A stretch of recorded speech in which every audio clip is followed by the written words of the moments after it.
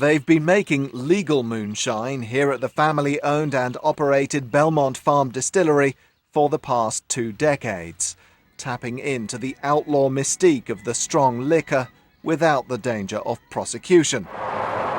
Chuck Miller is the master distiller. We're the first ones to bring it out of the woods, make it legal. We pay the tax on it, but we're making a traditional American product and preserving a little bit of America as we do it. The main raw material is corn grown here on the farm. Ground corn is added to a stainless steel tank for cooking in water before malt is added. The all-important yeast is prepared in another container. The tank's contents are mixed, the resulting mash fermented and then distilled, producing the whiskey. It's very strong. I mean, if you see it in the bottle, it looks clear, you know, and totally harmless, but it does have a taste. It's not vodka. It probably a little more closer to tequila than it is anything else. And it's very strong, so it doesn't take much.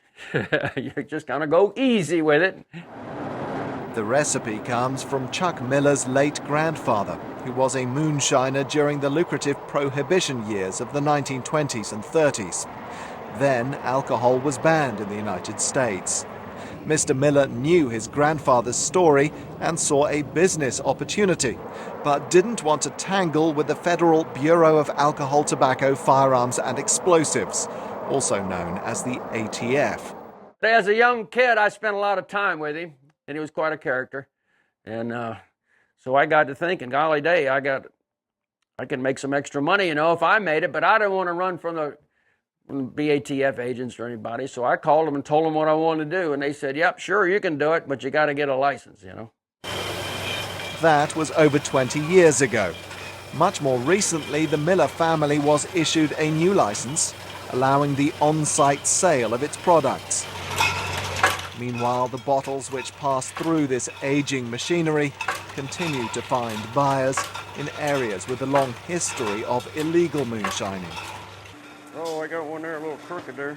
Traditionally, it was made in the mountains because that's where the guys could hide, and that's where the customers are that always drink it. So if you look on a map and you see all the stores where my product sells, it's always along the mountains.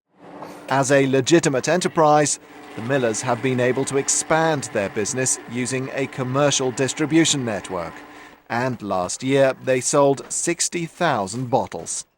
Malcolm Brown for VOA News in Culpeper County, Virginia.